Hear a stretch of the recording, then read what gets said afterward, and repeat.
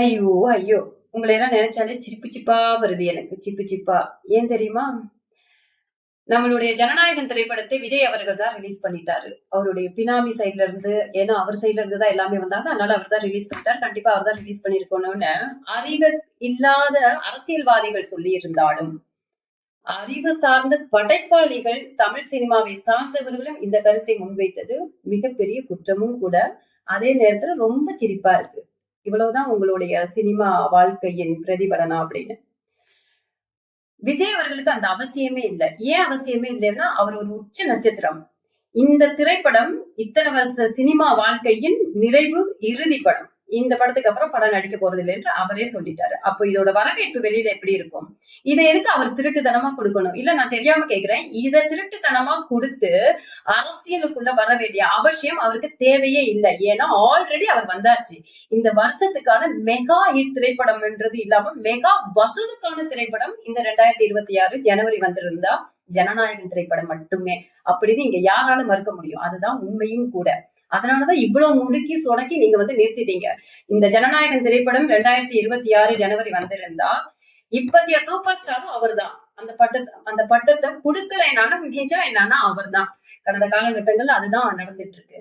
ஆக இந்த படத்தை ஏன் அவர் வெளியிட்டு இருப்பாரு அப்படின்னு இவ்வளவு ஆணித்தனமா எல்லாரும் வாக்குவாதம் பண்றீங்கன்னு எனக்கு தெரியல. உங்களுடைய அறிவு கூர்மை இல்லாம போயிடுச்சா இந்த 3 வருஷ காலத்துல? அவ்வளவு பொறாம, அவ்வளவு காண்டு. நமக்குள்ள இருந்து ஒருத்தர் நம்ம செய்ய முடியாது, இன்னொருத்தர் செய்ய வந்துட்டானேன்னு நானும் நிறைய வீடியோல இதை நான் பேசியிருக்கிறேன். ஏன் அப்படின்னா, ஏற்கனவே இந்த படத்தை சேட்டலைட் கொடுத்தாச்சு. அதே போல அமேசானுக்கு கொடுத்தாச்சு. அழகா ஆடியோ ரிலீஸ் பண்ணியாச்சு. சொல்லவே தேவையில்ல, பிரம்மாண்டமாக பண்ணியாச்சு. அப்படி இருக்கும்போது அவரு விஜய் அவர்கள் எப்படி நினைப்பாருன்னா, மாஸ்டர் படம் நம்மளோட கொரோனா டைம்ல தான் எடுக்கப்பட்டது. எதுக்காக அதை தியேட்டர்ல கொண்டு ரிலீஸ் பண்ண வரைக்கும் வச்சிருந்தாங்க? அந்த நேரத்துல நம்ம எல்லாம் வீட்டுக்குள்ள தானே உட்கார்ந்து இருந்தோம். அமேசான்லயோ நெட்ஃபிளிக்ஸ்லயோ எதுல கொடுத்திருந்தா நம்ம பாத்துருக்க போறோம் இல்லையா? ஏன் கொடுக்கல? ஏன் திருட்டு விசிடி போட்டு அதையும் விக்கல? இது எப்பவுமே அவர் ஒரு விஷயத்த ஆணித்தனமா நினைப்பாரு. என்ன அப்படின்னா, தியேட்டர்ல ரிலீஸ் பண்ணினா நடிகராக இருக்கக்கூடிய இவர்களுக்கும் பெயர் தான். அதே போல ப்ரொடியூசர்மார் பல மடங்கு லாபத்தை எடுக்கக்கூடிய ஒரு திரைப்படமாக மாறும். அதையும் தாண்டி தியேட்டர் உரிமையாளர்கள் நல்லாவே சம்பாதிப்பாங்க அந்த காலகட்டங்கள்ல. அதே போல அங்கு பணியாற்றக்கூடிய டாய்லெட் கழுவுறவங்கல இருந்து, கிளீனர்ல இருந்து, பாப்கார்ன் விற்கிற, டிக்கெட் விற்கிறவங்க இவ்வளவு பேருக்கும் அன்னைக்குதான் திருவிழாவே.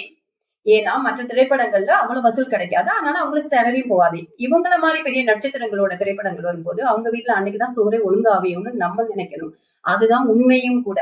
இந்த உண்மை தன்மையெல்லாம் தெரிஞ்சதாலதான் மாஸ்டர் படம் கண்டிப்பா தியேட்டர்ல தான் வரணும்னு அந்த கோட்பாடோட இருந்தாங்க. அதே போலதான் இந்த ஜனநாயகனுக்கு எத்தனை தடங்கள் வந்தாலும் இதை தியேட்டர்ல தான் ரிலீஸ் பண்ணணும். இன்னொரு ஒரு விஷயம் என்னன்னா, கடைசி திரைப்படம் என்னும் போது இந்த திரைப்படத்தை மக்களுக்கு தியேட்டர்ல கொடுத்தாதான் அதோட வைபே. இதெல்லாம் தெரியாம, இதெல்லாம் புரியாம அவர் அவரே ரிலீஸ் பண்ணிட்டாருன்னு சொல்றவங்களோட அநாகரிகமற்ற பேச்சு, வாக்குவாதமும் எந்த ஒரு சமநிலையிலுமே இல்ல, வெக்கக்கேடாக இருக்கிறது. சினிமாவை சார்ந்தவர்கள் பேசும்போது இன்னும் வெக்கக்கேடாக இருக்கிறது.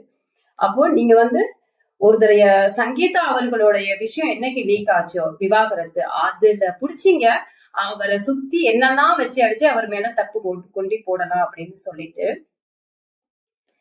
அதுக்காக இப்ப அவர் தான் ரிலீஸ் பண்ணிட்டாருன்னு சொல்லியிருக்கீங்க. எப்படி இது? அவ்வளவுதான்.